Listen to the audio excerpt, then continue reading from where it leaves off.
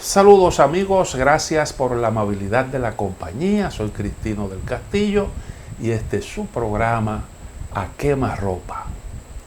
Los chilenos celebraron 2 jornadas electorales, sábado y domingo pasado, 15 y 16 de mayo, para escoger a los integrantes de la Asamblea Nacional, que tendrá como responsabilidad redactar la nueva constitución del país. Eran, además de eso, elecciones para escoger alcaldes y concejales. 2 jornadas, pero que eran parte de un mismo proceso. ¿Qué ocurrió ahí? La atención se centra en la escogencia de los constituyentes, como le llamamos por aquí, los que redactarán la Constitución. Y entonces el dato es interesante porque los independientes, y esta es la nota más resaltante, los independientes resultaron ser la mayoría. Se anotaron el éxito electoral porque formarán mayoría dentro de la Convención Nacional. Cuando hablamos de independientes, estamos hablando de independientes de los partidos tradicionales, que en Chile están fundamentalmente agrupados en coaliciones. Una coalición que es la que sustenta al gobierno, y hay 2 coaliciones más que agrupan a los partidos de la oposición. Entonces los independientes son 48 asambleístas, y los integrantes de la oposición, Apruebo Dignidad, consiguieron 28 y 25 cada uno, respectivamente, mientras que la coalición de Vamos por Chile, la coalición gubernamental, consiguió unos 37 escaños, muy lejos de los 52, que es el tercio necesario para influir en el contenido de la nueva Carta Magna y tener también el poder para vetar.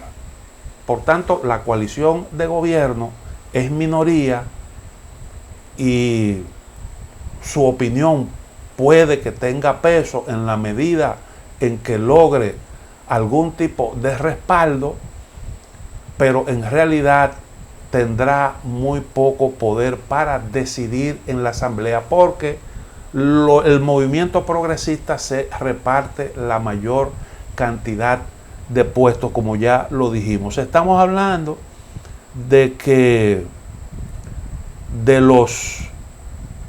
tiene más de 2/3 de los 155 escaños de la Convención Nacional. Y hay unos puestos ahí que fueron reservados. Esta es una nota interesante para asegurar la representación de los pueblos indígenas, y eso estuvo fuera de elección. De forma automática, los pueblos indígenas aportan esos 17 puestos, de tal forma que se establece esa correlación de fuerza en donde el movimiento progresista representa la amplia mayoría.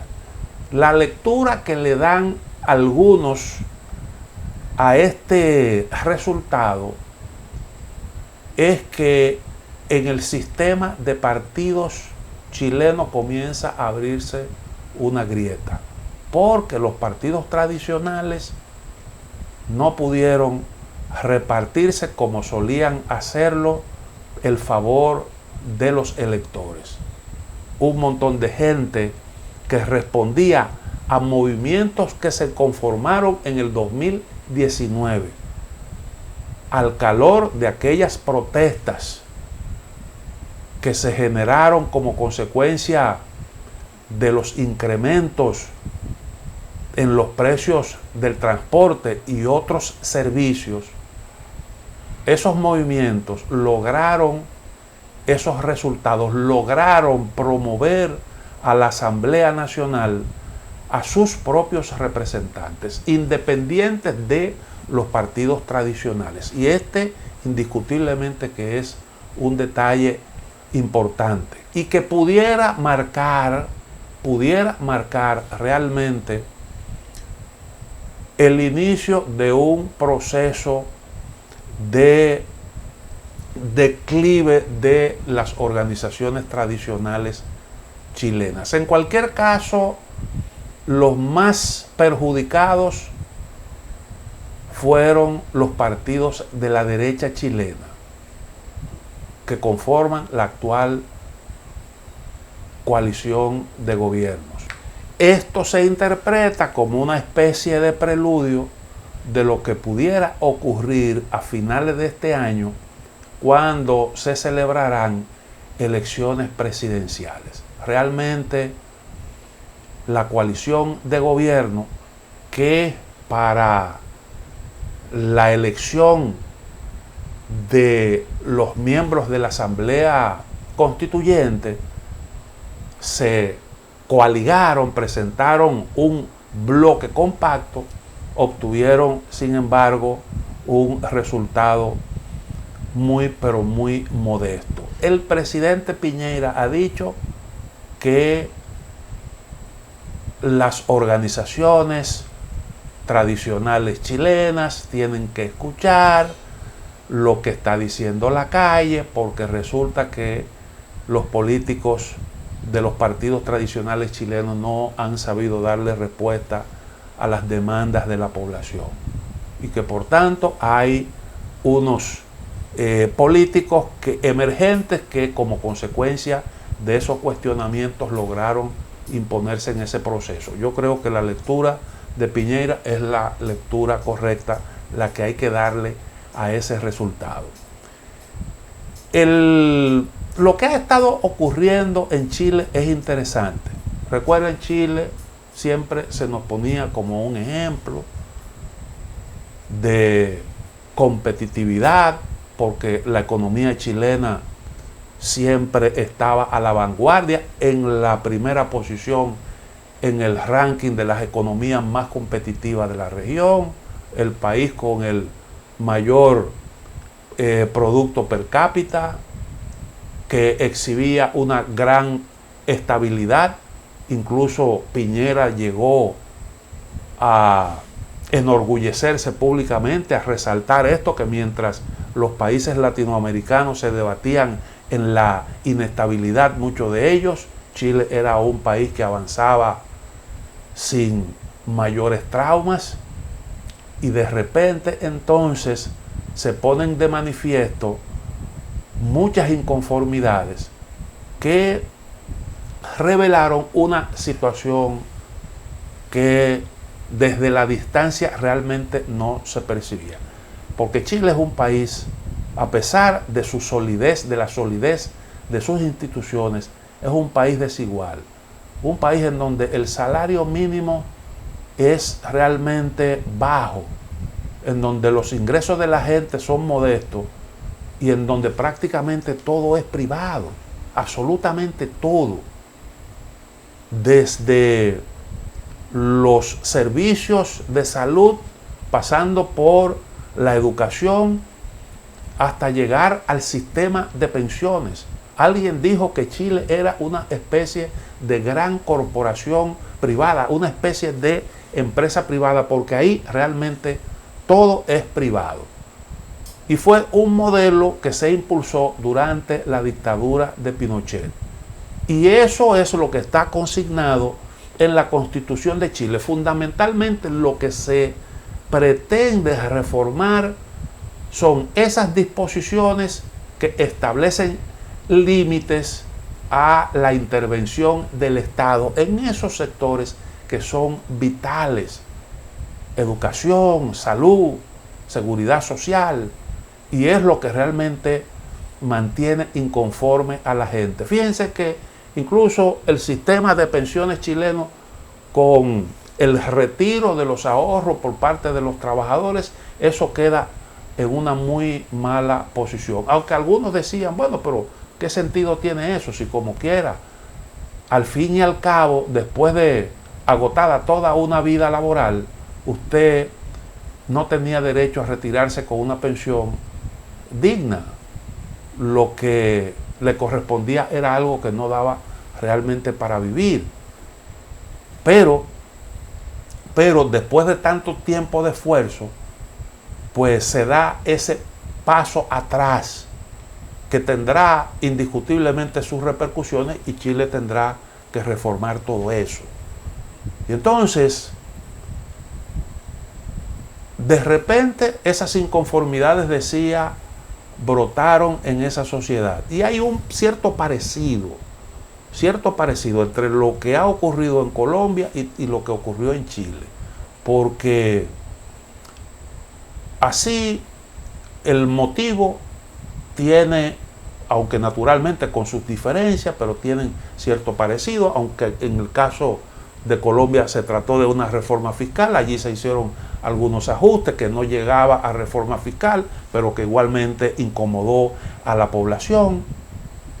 Y entonces el gobierno respondió de una manera muy parecida, tratando de intimidar a la gente. Todo el mundo recuerda un Piñera que aparecía con el ministro de Defensa al lado y con los militares, y entonces anunciando medidas drásticas y prácticamente amenazando a la población con actuar con mano de hierro, que efectivamente se hizo, y los carabineros reprimieron duramente a la población. Y sin embargo, eso no fue suficiente para contener las protestas. Y cuando se vio realmente la determinación de los huelguistas, de la gente que salió a protestar a las calles, entonces el gobierno no tuvo más remedio que echar para atrás las medidas, lo cual, sin embargo, no sirvió para que la gente declinara y para que la gente dejara de protestar. Las manifestaciones continuaron y las consignas entonces ya pasaron a ser distintas, y hubo incluso exigencia de renuncia por parte de Piñera. Y hubo una jugada que yo creo que es inteligente, porque déjeme decirle una cosa: los chilenos, las manifestaciones no eran por reforma constitucional. Eso se llegó a exigir, se llegó a demandar, pero eso fue una consigna, digamos que al margen. Quien realmente planteó el tema de la reforma constitucional, que era una cuestión que se venía exigiendo desde hacía mucho tiempo, porque la constitución de Pinochet se reformó cuando el presidente Lagos, para quitar aquellas cosas más odiosas que tenía esa constitución y que aseguraba ahí unos puestos en el Parlamento para uno, aquellos que le garantizaba al sostén de la dictadura de Pinochet esa presencia en las instancias de toma de decisión. Eso se modificó, pero quedaron algunas cosas que los chilenos entienden que es conveniente modificar. Entonces había una discusión con respecto a ese tema, y la jugada fue del gobierno chileno, que como una forma, como una especie de caramelo, planteó eso, con el objetivo de desmontar la protesta. Y eso dio resultado, porque a partir de ahí la protesta comenzó a perder fuerza y a ganar terreno entonces la discusión alrededor de ese tema. Los chilenos entonces fueron a un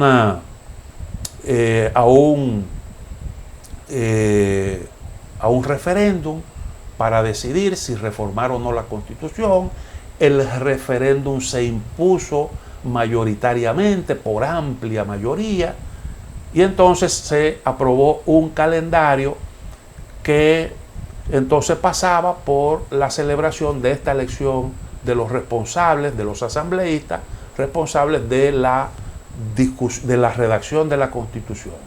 Y entonces, redactado el texto constitucional, para eso los constituyentes tendrán unos 7 meses, un periodo que se puede prorrogar por otros 3 meses más. Es decir, en un plazo máximo de 1 año tendrán que tener listo el nuevo texto constitucional, y entonces ese texto constitucional será sometido a lo que en Chile le llaman un referéndum de salida, para decidir si se aprueba o no el nuevo texto. Es un ensayo interesante, llama mucho la atención que la Asamblea Constituyente estará conformada por una cantidad de hombres y mujeres casi iguales. Habrá mucha equidad en ese sentido. Dicen que por primera vez en el mundo ocurre algo parecido. Y aunque realmente no se puede, porque yo creo que ahí se está generando una expectativa muy grande alrededor del tema de la reforma constitucional. Yo no creo que esto resuelva todos los problemas de los chilenos, aunque indiscutiblemente eso puede marcar algunos pasos de avance. Eso puede significar algún avance.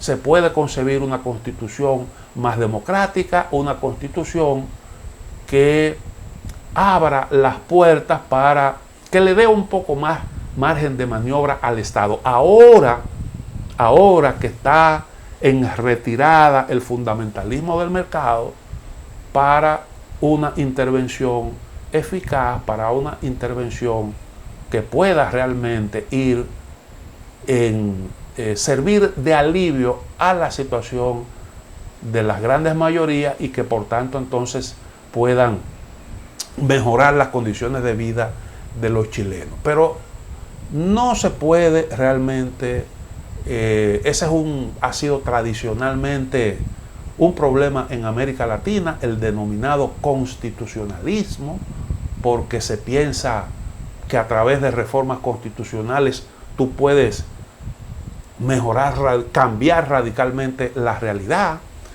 y resulta que es al revés. Los textos constitucionales generalmente reflejan la realidad, aunque también se puede motorizar algún cambio mediante reformas en la Carta Sustantiva, indiscutiblemente, pero no se puede no se pueden generar expectativas más allá de lo que la realidad puede garantizar. Vamos a hacer una pausa y entonces volvemos en un momento.